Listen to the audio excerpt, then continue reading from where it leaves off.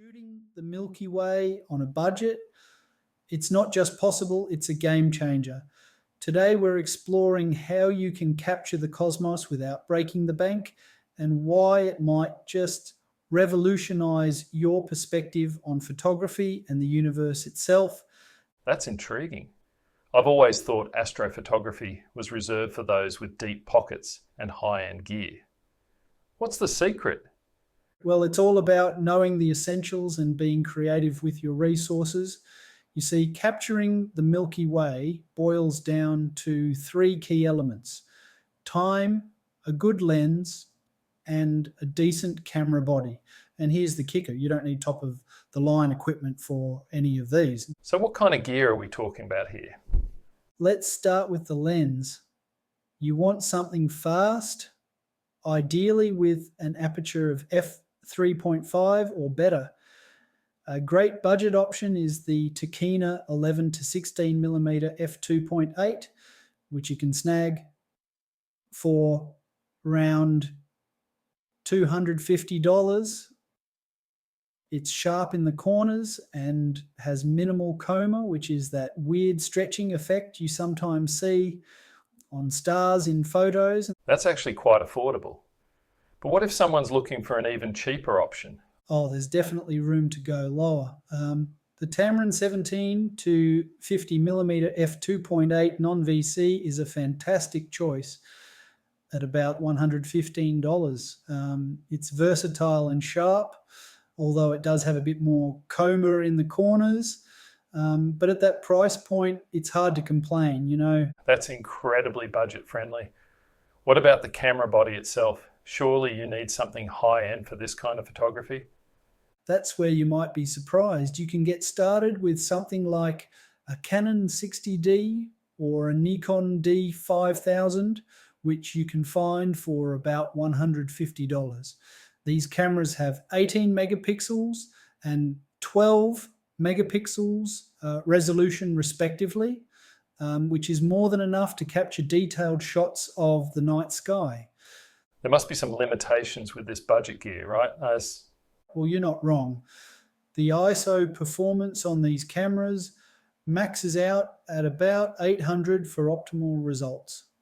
But here's a little trick. You can push it to 3,200 for single shots and then use stacking software like Sequata or Starry Landscape Stacker to clean up the noise.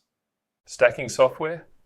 That sounds like it might be getting into some advanced territory. It might sound intimidating, but it's actually not as complex as you might think. And it's part of the post-processing stage, which is where a lot of the magic happens in astrophotography. Programs like Lightroom or Photoshop allow you to enhance your Milky Way shots in ways you can't imagine. That's really encouraging. It sounds like with a bit of patience and practice, anyone can get into this. But what about finding the right location? I imagine you can't just step out into your backyard and start shooting, right? Well, you'd be surprised. While it's true that the best Milky Way shots are often taken in areas with very little light pollution, you can still capture some amazing images from your backyard with the right techniques. That said, if you want to really see the Milky Way in all its glory, you'll want to find a dark sky location. How would someone go about finding a good dark sky location? There are actually some great apps and websites out there that can help you find dark sky locations. Sites like darksitefinder.com have light pollution maps that show you where the darkest areas are near you. And apps like PhotoPills can help you plan your shoot by showing you exactly where and when the Milky Way will be visible from your location. That's really helpful. But what about timing? Is there a best time of year to shoot the Milky Way? Great question. The Milky Way is visible throughout most of the year, but it's most prominent in the southern hemisphere from March to October. The best time to shoot is during the new moon when the sky is at its darkest. You'll also want to avoid times when there's a lot of atmospheric moisture, as that can create haze that obscures the stars. So it sounds like there's quite a bit of planning involved. Any other tips for someone heading out for their first Milky Way shoot? Absolutely. First, make sure you have a sturdy tripod. Camera shake is the enemy of sharp star photos. Also, bring a headlamp with a red light mode to preserve your night vision. And don't forget extra batteries. Long exposures and cold nights can drain them quickly. Oh, and dress warmly, even on summer nights.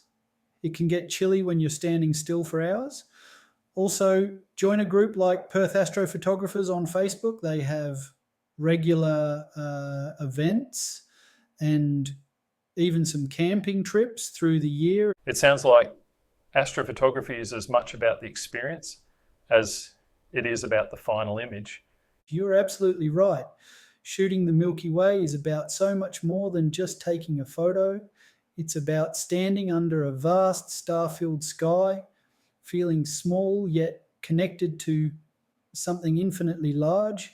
It's about the quiet of the night, the anticipation as you wait for that perfect shot, and the thrill when you capture something truly magical. You're making me want to grab a camera and head out right now. But I'm curious, how do you actually focus on stars? They're so far away and it's so dark. That's a great question, and it's one that trips up a lot of beginners. The trick is to use manual focus.